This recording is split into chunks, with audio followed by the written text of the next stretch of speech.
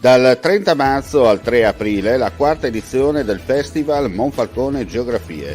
5 giorni e una notte con incontri, lezioni, passeggiate e tante iniziative per comunicare il valore della geografia, per indagare luoghi di oggi e luoghi della storia, paesaggi fisici e dell'anima.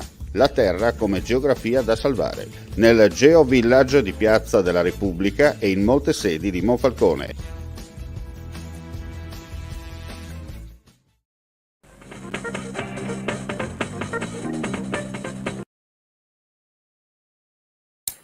Ben ritrovati gentili amici e amiche alla visione dell'ascolto per quanto riguarda l'informazione su friulitv.net. Dunque andiamo a vedere cosa è accaduto nelle ultime ore dalle nostre parti.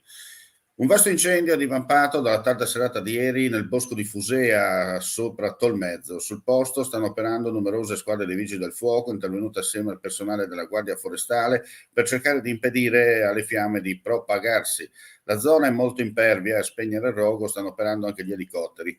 Proprio ieri il presidente della regione aveva comunicato che a causa del perdurare del periodo di siccità e delle poche precipitazioni degli ultimi mesi, il servizio foresta e corpo forestale della regione Friuli Venezia Giulia aveva sospeso tutte le autorizzazioni per l'accensione di fuochi e decretato lo stato di massima pericolosità per gli incendi boschivi su tutto il territorio.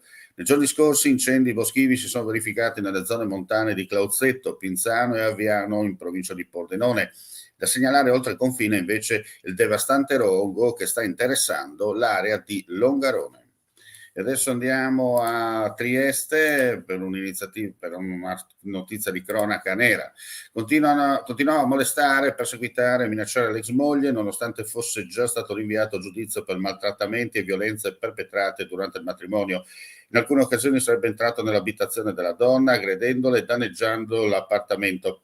Attraverso l'applicazione del codice rosso, il nucleo della Polizia Locale di Trieste è riuscito a svolgere rapidamente ulteriori indagini e a raccogliere sufficienti elementi a carico dell'uomo sulle condotte moleste, minacciose e le violenze messe in atto, attestando la persistenza di un pericolo concreto, attuale e rilevante della reiterazione delle violenze ai danni della donna.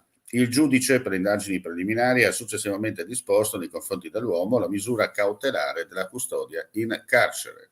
Restiamo sempre nel capoluogo regionale, ma in questo caso per l'economia.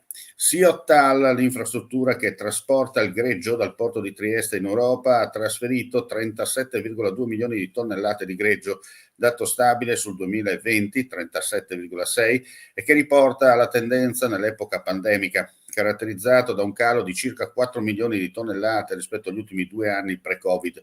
Nel 2021 hanno attraccato al terminal marino Siot del porto di Trieste 425 petroliere, erano state 416 nel 2020. E con questa notizia chiudiamo qui questa edizione flash. Ulteriori news come sempre sul nostro sito friulitv.net o attraverso le nostre pagine social. Grazie per la visione e l'ascolto e non resta che augurare a tutti voi un buon proseguimento di giornata. Dal 30 marzo al 3 aprile la quarta edizione del Festival Monfalcone Geografie. 5 giorni e una notte con incontri, lezioni, passeggiate e tante iniziative per comunicare il valore della geografia, per indagare luoghi di oggi e luoghi della storia, paesaggi fisici e dell'anima. La terra come geografia da salvare, nel Geo Village di Piazza della Repubblica e in molte sedi di Monfalcone.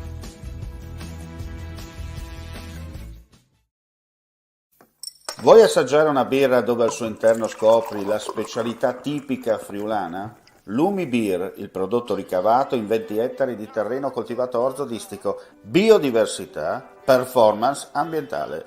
Lumi Beer nelle sue 5 versioni disponibili, 4 per consumo veloce e dissetante e la versione Magnum per intenditori. Lumi Beer si abbina a qualsiasi palato. Lumi Beer è un prodotto esclusivo Azienda Agricola Pancera, il buon seme, i buoni frutti.